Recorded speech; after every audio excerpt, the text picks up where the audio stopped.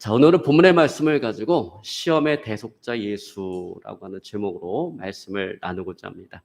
원래 말씀 나누기 전에 우리 인사합니다. 앞뒤 또 좌우 바라보시면서 오늘은 우리 그렇게 인사합니다. 예수님의 승리는 나의 승리입니다. 아멘. 여러분, 예수님께서는 우리를 구원하시기 위해서 이 땅 가운데 오신 제2의 아담입니다. 두 번째 아담입니다. 자, 원조 아담은 마귀의 유혹에 넘어가서 마귀의 유혹에 져서 우리를 죄와 저주와 사망과 율법 가운데 빠뜨렸지만 두 번째 아담 되시는 그 예수님은 마귀의 시험을 이김으로 말미암아 우리에게 의와 또 복과 생명으로 인도해 주셨습니다. 여러분 믿으시기를 주님으로 축원합니다. 여러분, 우리가 이 세상을 살아가면서 조심해야 될 것 가운데 하나가 시험입니다. 즉 temptation, 유혹, 마귀의 유혹입니다. 근데 이 마귀의 유혹을 피할 길이 없습니다. 여러분, 이 유혹은요, 우리 안에 있는 그런 죄된 본성으로 인해서 우리에게 다가올 수가 있습니다.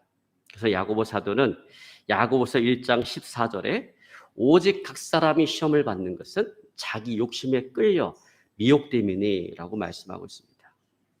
자, 또한 이 유혹은요, 마귀가 우리에게 가져다 줄 수 있습니다. 그래서 요한복음 13장 2절에 보면 마귀가 벌써 시몬의 아들 가룟 유다에게 유다의 마음에 예수를 팔려는 생각을 넣었다라고 말씀하고 있습니다. 그러나 여러분, 우리가 결론적으로 보면 이 유혹이라고 하는 것은 우리 안에 있는 이런 죄된 본성, 그리고 그것을 이용하고자 하는 마귀의 합작품이다라고 이야기할 수가 있습니다. 자, 그런데 우리들은 마귀의 유혹, 이 마귀의 시험에 너무나도 취약합니다. 여러분, 죄와 무관하게 창조된, 그래서 죄된 본성을 가지고 있지 않았던 그 아담도 마귀의 유혹에 그렇게 쉽게 넘어갔다라고 한다면 이런 죄된 본성을 가지고 살아가는 우리는 마귀의 유혹에 얼마나 취약하겠는가라고 하는 거예요. 그러니까 여러분, 우리는 도저히 마귀의 시험을 이길 수가 없어요. 마귀의 유혹을 이길 수가 없어요. 자, 그러나 감사한 것은 그럼에도 불구하고 오늘 예수님께서 마귀의 모든 시험을 이겼다라고 하는 거예요. 자, 이것이 오늘 우리가 함께 나누고자 하는 복된 소식인 것입니다. 자, 예수님께서는 우리를 대신해서 마귀에게 시험을 받으시고 승리하셨습니다. 그리고 그 예수님의 승리는 오늘 예수님 개인의 승리가 아니라 예수 그리스도 안에 있는 저와 여러분 우리 모두의 승리가 되어지는 거예요. 여러분, 그러므로 이제 승리하신 그 예수님을 내가 나의 주와 그리스도를 영접하고 그 주님을 섬기고 그 주님을 의지하며 그 주님을 따라갈 때 우리들은 마귀의 시험을 이기게 되어지는 것입니다. 여러분 믿으시기를 주님으로 축원합니다. 자, 오늘 우리가 살펴보고자 하는 본문의 말씀이 바로 이 사실을 오늘 우리에게 보여주고 있습니다. 자, 오늘 본문의 사건은 예수님께서 요단강에서 세례 요한에게 세례를 받으시고 공생애를 시작하실 때 가장 먼저 찾아봤던 사건이에요. 자, 여러분, 우리는 예수님의 공생애라고 하는 말을 씁니다. 이 공생애라고 하는 말의 의미를 잘 모르시는 성도님도 계실 것 같아서 말씀을 드리는데, 여러분, 공생애라고 하는 것은 예수님께서 하나님의 아들로서 살아간 그 기간을 이야기하는 거예요. 그 삶을 이야기하는 거예요. 자, 예수님은 우리를 구원하시기 위해서 이 땅 가운데 육으로 입고 오실 때 유대인으로 오셨죠. 목수였던 요셉의 아들로 오셔서 30년간을 그냥 평범하게 살아가셨습니다. 자, 30년간의 그 평범한 삶, 그것은 목수였던 요셉의 아들로서의 삶입니다. 그러나 이제 예수님은 요셉의 아들로서가 아니라 이제 우리의 구원을 완성하기 위해서 하나님의 아들로서의 삶을 살아가십니다. 그 3년간의 그 기간을 가리켜서 우리는 공생애다라고 이렇게 이야기합니다. 그리고 이 공생애의 시작점이 어딘가? 이 공생애의 시작점이 바로 세례 요한의 세례다라고 하는 거예요. 자, 그래서 요단강에서 예수님께서 세례 요한에게 세례를 받으시고 올라오실 때 어떤 일이 벌어졌어요? 성령이 하늘로 또 비둘기같이 예수님께 임하고 또 이제 공생애가 시작되었다라고 하는 하나님의 음성이 들려왔습니다. 뭐라고 말씀하세요? 이는 내 사랑하는 아들이요 내 기뻐하는 자라라고 하는 음성이 들려왔습니다.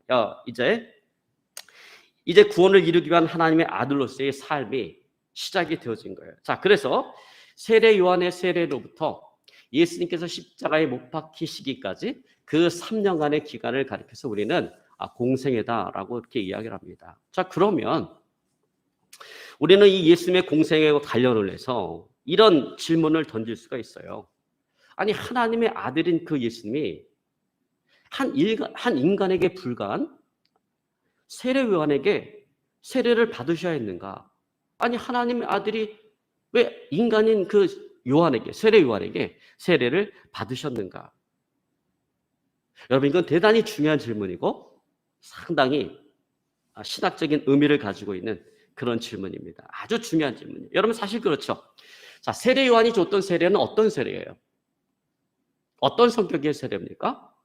세례 요한이 줬던 세례는요, 회개의 세례예요. 그래서 사람들이 세례 요한에게 세례를 받으러 오면 세례를 주고 세례 요한이 뭐라고 이야기합니까? 그러므로 회개에 합당한 열매를 맺고 속으로 아브라함이 우리 조상이라고 말하지 말아라. 여러분, 회개에 합당한 열매를 맺으라고 했기 때문에 이 세례 요한의 세례가 어떤 세례라는 거예요? 이게 회개의 세례라는 거예요. 그래서 여러분, 예를 들어서 세금을 걷는 세리가 세례 요한에게 세례를 받으러 와서 묻습니다. 선생이요, 우리가 무엇을 하여야 할까? 그러면 요한이 세례를 주고 정한세 외에는 늑증치 말라라고 이야기합니다. 그러니까 정한세만 거두라는 거예요. 그냥 정한세 외에 더 많이 걷어서 민족의 고혈을 짜는 그런 죄를 범하지 말라라고 하는 것입니다. 자, 그러므로 이와 같은 세례 요한의 세례는 누가 받아야 되는 세례입니까? 이것은 죄인인 인간이 받아야 되는 세례예요. 그러나 우리가 잘 알다시피 예수님은 죄인이 아니에요. 예수님은 인간의 육을 입고 이 세상에 오셨지만 그분은 죄인으로 오신 분이 아닙니다. 우리와 같이 모든 시험을 받을 수밖에 없는 연약한 육신을 입고 오셨지만 주님은 죄가 없으신 분으로 이 땅 가운데 오셨어요. 그래서 히브리서 4장 15절에 보면 이렇게 얘기합니다. 우리에게 있는 대제사장은 우리의 연약함을 동정하지 못하실 이가 아니요 모든 일에 우리와 똑같이 시험을 받으신 이로되 죄는 없으시니라. 뭐라고 얘기합니까? 죄는 없다. 자, 그러므로 예수님께서는 사실 세례 요한의 세례를 받을 필요가 없는 거예요. 자, 그러나 그럼에도 불구하고 오늘 예수님은 세례 요한의 세례를 받으셨다라고 하는 거예요. 그래서 여러분, 이 사건이 아주 중요한 의미를 가지고 있다라는 것입니다. 자, 지금 예수님께서 세례 요한의 세례를 받았다라는 거죠. 죄인들이나 받는 이런 회개의 세계를 받았다라고 하는 것은 어떤 의미인가? 이제 앞으로 예수님께서 인간의 모든 짐을 대신 짊어지시겠다는 거예요. 감당하시겠다라는 거예요. 여러분, 그 짐이 어떤 짐이에요? 인간이 지고 있는 그 무거운 짐이 어떤 짐입니까? 죄와 저주와 사망과 형벌의 짐이라는 거예요. 근데 그 짐을 대신 짊어지시겠다라는 거예요. 이제 앞으로 예수님께서 우리를 구원하시기 위한 대속의 삶을 살아가시겠다라는 것입니다. 이렇게 대속의 삶을 살아가시겠다라고 하는 선언이 뭔가? 그 선언이 바로 세례 요한에게 세례를 받는 것입니다. 자, 바로 이와 같은 대속의 삶에 있어서 첫 번째로 찾아온 사건이 오늘 시험이라는 거죠. 마귀의 시험이라는 거예요. 자, 우리가 알다시피 인류의 조상이었던 첫 번째 아담은 마귀의 시험에 쓰러졌어요. 넘어갔어요. 졌어요. 마귀의 시험에 넘어가서 하나님께서 먹지 말라 명하셨던 선악과 그 금단의 열매를 따먹으로 말미암아 모든 불행이 후손들에게 임하게 되어졌습니다. 자, 그러므로 첫 번째 아담의 실패로 말미암아 이와 같은 불행이 왔다면 그 불행을 해결할 수 있는 길은 뭡니까? 두 번째 아담 되시는 예수님이 마귀의 모든 시험을 이기는 거예요. 여러분, 그래서 우리가 반드시 이해해야 될 그 성경 말씀이 있는데 그것이 오늘 본문의 말씀 1절과 2절 상반절의 말씀입니다. 우리 한번 같이 봅니다. 예수께서 성령의 충만함을 입어 요단강에서 돌아오사 광야에서 40일 동안 성령에게 이끌리시며 마귀에게 시험을 받으시더라. 자, 여기에 보면 마귀에게 시험을 받도록 예수님을 이끌고 가시는 분이 있습니다. 그가 누굽니까? 성령 하나님이시죠. 자, 오늘 예수님으로 하여금 마귀의 시험을 이기도록 오늘 예수님을 끌고 가시는 분이 있는데 그분이 바로 인도에 가시는 분이 있는데 그분이 바로 성령 하나님이시라는 거예요. 자, 그러므로 우리는 예수님이 당하는 이 시험의 성격을 알아야 된다는 거죠. 자, 예수님께서 당하고 계신 이 시험은 어떤 성격의 시험인가? 자, 이게 어떤 성격의 시험인가요? 이게 대속적 시험이라는 거예요. 자, 마귀가 주는 시험에 실패한 첫 번째 아담과 그 후손들인 인류를 대표해서 그들을 대신해서 오늘 예수님께서 받는 시험이라는 거예요. 그러면 여러분 이 시험에 반드시 이겨야 돼요. 만약에 예수님께서 이 시험에 지게 되어지면 인류의 구원이라고 하는 것은 있을 수가 없어요. 왜냐하면 시험에 대해서 죄를 범한 예수님은 더 이상 죄진 인간들을 구원할 자격이 없기 때문에 그렇습니다. 여러분, 그러므로 실제적으로 예수님께서 이 시험에 졌다라고 한다면 우리는 여전히 죄와 저주와 사망과 어떤 형벌 속에서 영원히 멸망받을 수밖에 없는 그런 존재로 남아있게 되어질 것입니다. 자, 그러나 오늘 예수님께서 이 시험에 승리하셨습니다. 그리고 오늘 이와 같은 예수님의 승리는 저와 여러분 우리의 승리가 되어지는 거예요. 여러분, 제가 이런 얘기를 하면 어떤 분들은 이렇게 생각하시는 분들도 있어요. 아니 목사님, 그 예수님의 승리가 나와 도대체 무슨 상관이 있기에 그렇게 호들갑을 떠십니까? 아니 예수님의 승리는 그냥 예수님의 승리지 그 예수님의 승리가 어떻게 나의 승리가 되어질 수 있습니까? 그러나 여러분 그렇지 않습니다. 자, 지금 예수님께서 당하시는 그 시험은 어떤 시험이라고요? 우리를 구원하기 위해서 대표로 대신 받으시는 대속적 시험이기 때문에 그 예수님의 승리는 예수 그리스도 안에 있는 저와 여러분 우리 모두의 승리가 되어진다라고 하는 거예요. 여러분 믿으시기를 주님을 축원합니다. 자, 그러므로 이제 우리는 마귀가 주는 그 시험을 능히 이길 수가 있는 거예요. 누가 예수님이 이겼기 때문에 우리도 역시 이길 수가 있는 것입니다. 그럼 여러분 성경은 뭐라고 이야기합니까? 야고보서 4장 7절에 보니까 이렇게 얘기합니다. 그런즉 너희는 하나님께 복종할지어다. 마귀를 대적하라. 그러면 너희를 피하리라. 마귀를 대적하라. 그럼 어떻게 한다고요? 너희를 피한다라는 거예요. 자, 여러분 예를 들어서 전쟁을 하는데 두 군대가 서로 대치를 하고 있어요. 근데 상대편에서 제안을 하는 것입니다. 우리가 전면전을 벌여서 서로 손해를 볼 필요가 뭐가 있느냐? 대표자 한 사람씩 뽑아서 둘이 결투를 하게 해서 이기는 쪽에 승복하도록 하자. 결투가 벌어졌어요. 마침내 이쪽 편에서 저쪽 편을 이겼어요. 자, 여러분 그러면 그 승리 누구의 승리예요? 그 대표자만의 승리입니까? 아니죠. 그 군대를 대표해서 나갔기 때문에 그 승리는 그 군대 전체의 승리가 되어진다라고 하는 거예요.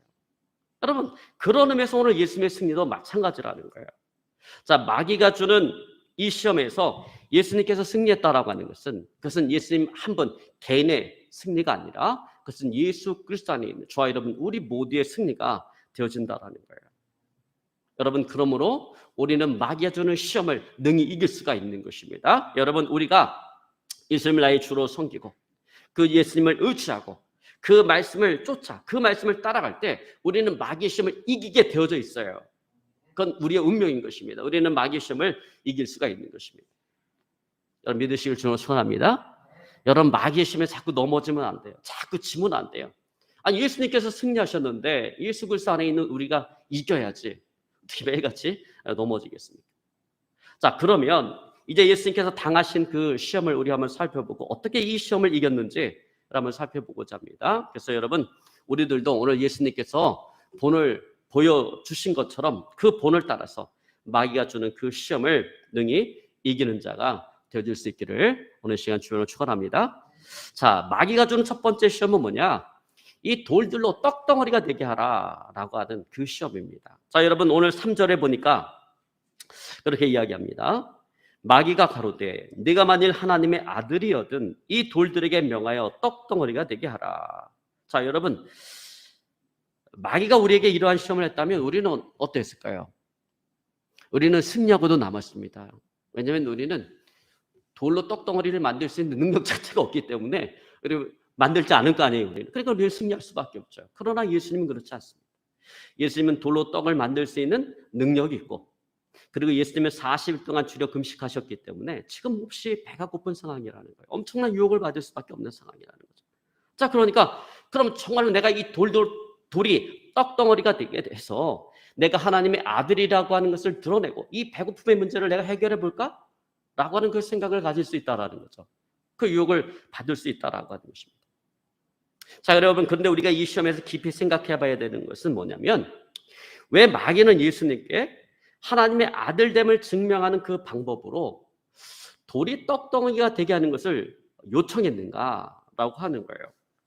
여러분, 정말로 예수님께서 하나님의 아들됨을 증거하는 그런 기적이라고 한다면, 그런 표적이라고 한다면, 이거 말고 얼마든지 있을 텐데, 다양하게 있을 텐데, 예를 들면 엘리야처럼 하늘로부터 불을 내린다든지, 아니면 모세처럼 강을 피로 만든다든지, 이렇게 다양한 방법이 있을 텐데 왜 굳이 이것을 요구했는가라고 하는 거예요.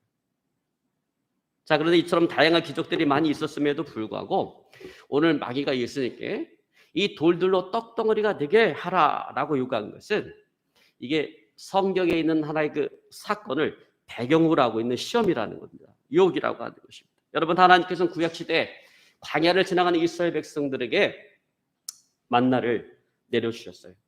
자, 그런 것처럼 당시 유대인들은 메시아가 오면 광야에서 하나님께서 만나를 내려주신 것처럼 그와 비슷한 어떤 기적을 행하실 것이다라고 하는 그 생각, 믿음이 그들 가운데 있었다라는 거예요. 여러분, 만나가 뭡니까?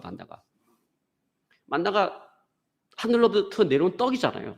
그래서 이스라엘 백성들이 그 만나를 거둬서 그들이 떡을 만들어서 먹으면서 광야 40년 그 세월을 보냈던 거 아닙니까? 자, 그러니까 이 돌이 변화의 떡덩이가 되게 하는 기적은 예수님께서 하나님의 아들이라고 하는 것을 드러내는 가장 확실한 길이라는 거예요.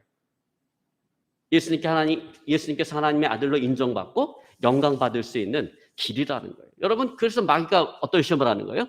돌들로 떡덩이가 되게 하라라고 하는 거예요. 자, 그러나 마귀의 이와 같은 유혹은 예수님의 그 메시아됨을 객관적으로 증거해 보이려고 하는데 그 목적이 있지 않다라는 거예요. 내가 정말 메시아다, 내가 정말 하나님의 아들이다라는 것을 한번 보여라 라고 어떤 그런 객관적인 증거를 얻기 위한 그런 시험이 아니다라는 거예요. 그럼 이게 어떤 시험인가? 오히려 그것보다는 하나님을 배반하게 만드는 시험이라는 거죠. 하나님을 신실하게 의지하지 않고 독자적인 예수님 마음대로 어떤 독자적인 행동을 부추기게 하는 그런 시험이었다라는 거예요. 자, 여러분, 예수님께서 만약에 이와 같은 마귀의 유혹에 넘어갔다라고 한다면 예수님은 원조 아담, 첫 번째 아담과 다를 바가 전혀 없다라는 거예요. 하나님의 말씀을 의지하지 않고 하나님과 같이 되어 영광을 얻고자 독자적인 행동을 했던 그 첫 번째 아담과 다를 바가 전혀 없다라고 하는 것입니다. 자, 그러므로 오늘 예수님께서는 이렇게 말씀하셨던 것입니다. 사람이 떡으로만 살 것이 아니요 하나님의 입에서 나오는 모든 말씀으로 살 것이니라. 여러분, 그렇습니다. 오늘 이 말씀 가운데 보면 우리가 어떻게 살아가야 될 것인가, 우리가 어떻게 살아가야 마귀가 주는 유혹을 이길 수 있을 것인가를 오늘 주님은 말씀하고 있는 것입니다. 여러분, 어떻게 살아가야 되겠습니까? 오늘 주님 말씀하십니다. 하나님의 입에서 나오는 모든 말씀으로 살 것이냐고 했어요. 여러분, 그러므로 하나님의 말씀을 따라 살아가시는 저와 여러분의 삶이 되어질 수 있기를 주님으로 축원합니다. 여러분들, 마귀는 항상 우리로 하여금 하나님과 하나님의 말씀을 신실하게 의지하기보다는 항상 내 어떤 욕망, 내 욕심을 따라 살아가도록 자꾸 우리를 유혹을 합니다. 부추깁니다. 그리고 내 욕심과 욕망을 아름답게 포장을 해서 내 욕심과 욕망을 따라 살아가는 것을 마치 하나님의 영광을 위해서 살아가는 것처럼 그렇게 우리를 유혹한다라고 하는 거예요. 여러분, 그러므로 우리는 이런 유혹의 순간에 항상 우리가 먼저 생각해야 될 것이 있습니다. 그것은 우리를 유혹하는 이 문제에 대해서 하나님은 어떻게 말씀하시는가를 우리를 늘 봐야 된다는 거예요. 특별히 성경에 어떻게 얘기하고 있는가. 여러분, 만약에 성경에 특별한 언급이 없다라고 한다면 기도해야 된다는 거예요. 나를 유혹하고 있는 이 문제에 대해서 어떻게 될지 성경에 특별한 언급이 없을 때 우리는 기도해야 된다는, 기도해서 하나님께서 정말 기뻐하시는지 기뻐하지 않는지를 오늘 분별할 줄 알아야 된다는 것입니다. 여러분, 그런 삶이 바로 하나님을 신실하게 의지하고 하나님의 말씀을 따라가는 그런 삶인 것입니다. 여러분, 그렇게 할 때 우리는 마귀가 주는 그 시험을 능히 이길 수가 있는 것입니다. 그래서 저와 여러분의 삶이 되어질 수 있기를 주님을 축원합니다. 자, 이제 두 번째로 마귀가 주는 시험이 있습니다. 자, 5절로 7절 우리 한번 같이 봅니다. 자, 마귀가 또 예수를 이끌고 올라가서 순식간에 천하만국을 보이며 이르되 이 모든 권위와 그 영광을 내가 내게 주리라. 이것은 내게 넘겨준 것이므로 내가 원하는 자에게 주노라. 그러므로 내가 만일 내게 절하면 다 내 것이 되리라. 자, 이 두 번째 시험. 여러분 굳이 이걸 한마디로 표현하자면 이건 어떤 세상의 권력을 위한 정치적 시험이다라고 말할 수 있을 거예요. 여러분 그러나 본질은 똑같습니다. 하나님을 배반하게 만든다라고 하는 그 점에서 봤을 때 나머지 두 개의 시험과 같다라고 하는 거예요. 자, 여러분 세상에는요 이런 세상의 권력과 권세와 권력을 얻기 위해서 마귀에게 영혼을 파는 사람들이 얼마나 많은 줄 모릅니다. 그래서 여러분 대통령 선거라든지 국회의원 선거가 되어지면 용하다는 무당집이요 문전성시를 이룹니다. 왜 그런 거예요? 이 사람들이요 안 그런 것 같은데 이런 일 당하면요 자꾸 영적인 힘을 의지하려고 그래요. 그래서 자꾸 찾아가는 거예요. 그게. 영적인 힘을 의지해서 되고 싶은 거예요. 또 그런가 하면 여러분 기독교인인데 기독 정치인인데 꼭 선거철만 되면 절에가 삽장을 하고 그래서 불공을 같이 드립니다. 그리고는 그렇게 얘기하면 나는 종교적인 행보를 하는 것이 아니라 정치적인 행보를 하고 있을 뿐이다. 표를 얻기 위해서 정치적인 활동을 하고 있는 것이다 라고 이야기합니다. 그러나 여러분 과연 그렇게까지 해가면서 표를 얻는 것을 하나님께서 기뻐하실까라고 하는 것입니다.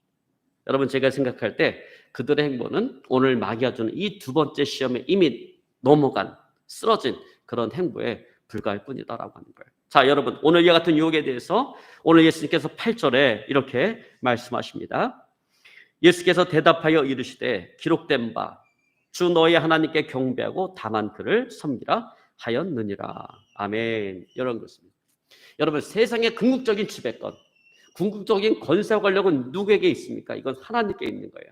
마귀가 자기 뜻대로 자기의 마음대로 이렇게 좌지우지하고 줄 수 있는 것이 아니라는 것입니다. 그러면 여러분 세상이냐 아니면 신앙적인 진리냐 마귀냐 하나님이냐 양자택일을 할 수밖에 없는 그런 상황 가운데 우리가 다가올 때 천하만국의 권세를 초겨같이 버렸던 오늘 예수님의 그 단호한 결단을 기억하시고 여러분 본받아야 될 줄로 믿습니다. 그런 저와 여러분의 삶이 되어질 수 있기를 주님으로 축원합니다. 여러분 결단할 때 결단해야 돼요. 결단할 때 결단하지 못하면 마귀의 유혹에 넘어갈 수밖에 없습니다. 여러분 그 사도행전에 보면 아나니와 삽비라가 있잖아요. 그 바나바가 자기 밭을 팔아서 사도들 발 앞에 갖다 두니까 모든 초대교회 성도들이 존경하잖아요. 바나바를 존경. 그러니까 그게 너무나 부러워서 자기도 팔았어요. 여러분 팔았으면 어떻게 해야 됩니까? 팔았으면 바로 그냥 사도들의 발에 갖다 놔야 되는데 결단이 필요한 문제예요. 근데 결단하지 못하고 그것을 계속 갖고 있다 보니까 많이 경험해 보셨죠? 이게 해야 되는데 이걸 하지 못하고 갖고 있다 보면 자꾸 생각이 들어옵니다. 아, 이거 너무 좀 아까운 것 같은데 어차피 내가 이거 파는 거 사도가 모르지. 내가 이 값을 얼마 받았는지 모르니까 뭐 좀 남겨두고 일부만 갖다 줘도 여러분 일부만 갖다 줘도 얼마나 큰 돈이에요. 그 밭 전체를 팔았으니까 얼마나 큰 돈입니까? 그러니까 자꾸 이런 타협하는 생각이 들어온다는 그 누가 주는 생각이겠습니까? 마귀가 주는 생각인 것이죠. 여러분 마귀가 주는 시험을 이기려면 결단할 때 확실하게 결단할 수 있어야 되는 거예요. 오늘 예수님께서 결단하신 것처럼 모든 세상의 그런 권세를 추기와같이 버리시는 오늘 결단하셨던 것처럼 그런 결단이 있어야 된다는 것입니다. 자, 마지막 세 번째 시험은 9절입니다. 우리 한번 같이 봅니다. 또 이끌고 예루살렘으로 가서 성전 꼭대기에 세우고 이르되 내가 만일 하나님의 아들이었든 여기서 뛰어내리라. 자, 세 번째 시험은 한마디로 표현해서 자기 과시욕을 붙이기는 명예욕적인 시험이다라고 이야기할 수가 있습니다. 자, 여러분 유대 랍비 문헌에 보면 메시아가 오면 성전 꼭대기에 설 것이다라고 하는 그런 언급이 있습니다. 자, 마귀는 바로 그런 배경에서 오늘 예수님을 시험하라고 있는 거예요. 예수님께서 성전 꼭대기에 섰으니 이제 사람들은 예수님을 메시아라고 생각할 거예요. 근데 거기서 뛰어내리는 초자연적인 능력만 보여준다면 사람들로부터 저분은 정말 확실한 메시아다, 하나님의 아들이다라고 하는 인정을 받게 될 것이고 또 사람들로부터 많은 영광과 추앙을 얻게 되어질 것입니다. 자, 그런데 여기서 재미있는 것은 뭐냐면 계속해서 하나님의 말씀을 의지해서 오늘 예수님께서 마귀의 유혹을 물리치니까 마귀도 이번에는 어떻게 합니까? 이번에도 마귀도 이번에는 하나님의 말씀을 가지고 응수를 합니다. 예수님께서 성전 꼭대기에서 뛰어내리도록 마귀가 뭘 인용해요? 오늘 하나님의 말씀을 인용한다라는 거예요. 자, 그러나 마귀가 인용한 이 구약의 말씀은 자기의 논리를 세우기 위해서 가져온 왜곡되어진 말씀이라는 거예요. 그 본래적인 의미와는 너무나 상관이 없는 그런 말씀이라는 것입니다. 여러분, 마귀가 오늘 예수님께 뭐라고 이야기합니까? 10절로 11절에 보니까 이렇게 얘기합니다. 기록되었을 때 하나님이 너를 위하여 그 사자들을 명하사 너를 지키게 하시리라 하였고, 또한 그들이 손으로 너를 받들어 네 발이 돌에 부딪히지 않게 하시리라 하였느니라. 자, 마귀가 한 이 말은 어디 말씀이냐면요, 시편 91편 11절로 12절의 말씀입니다. 자, 그러나 그 구절의 실제적인 의미는 지금 마귀가 이야기하는 것과는 전혀 다른 의미라는 거죠. 자, 마귀가 인용하고 있는 그 시편 91편 11절로 12절에서 마귀는 고의적으로 내 모든 길에서라고 하는 그 말을 빼버렸어요. 그러니까 내 모든 인생길에서라고 하는 그 말을 빼버린 거예요. 그러니까 시편 91편 11절로 12절은 하나님께서 택하신 백성들을 인생의 모든 길에서 지키고 인도해 주시겠다라고 하는 거예요. 그들이 어떤 환난과 어려움을 당한다 할지라도 거기서 그들을 지키고 인도해 주시겠다라는 거예요. 그런 의미의 말씀인데 마귀는 이것을 가져다가 어떻게 인용한 거예요? 네가 하나님을 향해서 어떤 시험을 한다 할지라도 그 시험에서 하나님께서 너를 지켜주신다라고 하는 그런 의미로 오늘 마귀는 이 말씀을 왜곡해서 사용하고 있다라고 하는 것입니다. 여러분, 그러므로 우리는 단지 어떤 성경 구절을 인용하고 있다고 해서 그것이 항상 하나님의 뜻을 우리에게 올바로 전달하는 것은 아니다라고 하는 이 사실을 여러분 항상 기억해야 된다라고 하는 거예요. 여러분, 그 대표적인 것이 뭡니까? 신천지와 같은 사이비 종교 집단입니다. 여러분, 그들은 성경을 어떻게 해석해요? 아전일수격으로 단어 맞추기식 성경 해석을 하고 적용을 합니다. 그래서 자기들의 어떤 교리, 사람들을 미혹할 수 있는 그 교리에 조금 도움이 된다 싶은 어떤 단어나 구절이 있으면 마구잡이로 끌어다가 그걸 씁니다. 근데 여러분, 그들이 가지고 오는 그런 단어나 구절들은 실제적으로 그 본문에 가서 보면 전혀 그런 의미가 아니에요. 여러분, 성경에서 어떤 단어라든가 어떤 구절은 전후 문맥에 의해서 그 의미가 결정이 되어지는 거예요. 단어도 마찬가지고 구절도 마찬가지인 거예요. 전후 문맥에 의해서 그 의미가 결정이 되어지는데, 그래서 신천지에서 인용한 구절을 가서 찾아보면 그들이 인용하고 있는 그런 의미가 아니에요. 전혀 다른 의미예요. 그러니까 같은 단어라 할지라도 전혀 다른 의미가 되어진다라고 하는 것입니다. 자, 그런데 그들은 그렇게 인용한다. 아전일수격으로 자기 어떤 교리에 도움이 된다 싶은 것은 그냥 단어만 같으면, 뭐 구절만 비슷하면 그걸 끌어다가 이렇게 사용을 한다는 거예요. 자, 그런데 그들이 그렇게 할 수밖에 없는 이유가 있습니다. 왜 그래요? 그들은 오늘 이렇게 하나님의 말씀을 왜곡하는 마귀의 영을 받은 자들이기 때문에 그렇다라고 하는 것입니다. 여러분, 그러므로 항상 이렇게 아전일수격으로 성경을 해석하는 여러분 이런 이단 사이비 집단들을 항상 경계할 수 있기를 오늘 시간 주님으로 축원합니다. 여러분, 그런 의미에서 항상 자신이 등록한 교회, 자신이 양육을 받고 있는 그 교회에서, 영의 양식을 먹고 있는 그 교회에서 양육을 받고 성경 공부를 해야 돼요. 정체불명의 어떤 선교단체 이런 데 가서 성경 공부하다 보면 미혹의 영에 사로잡히게 되어져 있습니다. 여러분, 미혹의 영에 사로잡히면 신기한 게 있어요. 이 미혹의 영에 한번 잡히면요, 성경을 보면 성경이 그렇게 뻔히 안 보여요. 이게 달리 보이지가 않아요. 그래서 여러분, 신천지에 들어간 사람 왜 못 나옵니까? 거기 미혹의 영에 잡혀서 성경을 보기 시작하면 그렇게밖에 보이지가 않는 거예요. 그래서 그러다 보니까 삶이 망가지고 영혼이 망가지게 되어지는 것입니다. 여러분, 그러면 항상 우리가 내가 등록한 교회, 내가 영의 양식을 공급받는 그 교회에서 양육을 받고 또 성경 공부할 수 있기를 주를 축원합니다. 자, 이와 같은 마귀의 시도, 하나님의 말씀을 왜곡해서 인용하는 이 마귀의 시도는 예수님께서 하나님의 말씀을 의지하는 것을 막고자 하는데 오늘 그 목적이 있더라고 하는 거예요. 자, 그러나 그럼에도 불구하고 오늘 예수님께서는 하나님의 말씀으로 마귀에게 또 응수하신다라고 하는 것입니다. 12절에 보니까 그렇게 얘기합니다. 주 너의 하나님을 시험치 말라 하였느니라. 자, 이처럼 예수님은요, 말씀으로 이기셨습니다. 여러분, 그러므로 우리는 항상 하나님의 말씀을 정확하게 이해하고 있어야 돼요. 정확하게 이해하고 있어야 됩니다. 여러분 어설프게 알면 이게 되게 위험한 거예요. 그래서 여러분 그 신천지에 빠진 그 성도들 대부분 보면 어떤 사람이 공통점이 뭡니까? 하나님을 향해서 교회를 향해서 열정과 열심이 대단한 사람들이에요. 여러분 열정과 열심이 없는 사람은 신천지 빠지지도 않아요. 그냥 뭐 관심도 없어 이런 거예요. 근데 하나님과 교회를 향해 열정과 열심은 대단한데 뭐가 부족한 사람이에요? 하나님의 말씀을 좀 어설프게 하시는 분들이 많아요. 그래서 그분들이 가서 거기서 교육을 받으면서 뭐라고 얘기합니까?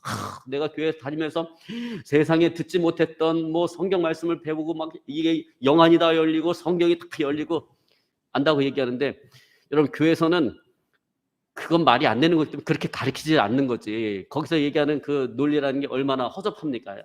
이런 것들이. 그런데 그렇게 되어져 버린다라고 하는 것입니다. 여러분 그러므로 항상 하나님의 말씀을 깊이 묵상하고 그 말씀의 의미를 바르게 이해하고 그것을 마음속에 새기는 저와 여러분의 삶이 되어질 수 있기를 주님으로 축원합니다. 이제 말씀을 정리하고자 합니다. 오늘 예수님께서는 우리를 위한 대속적 시험에서 오늘 마귀에게 승리하셨습니다.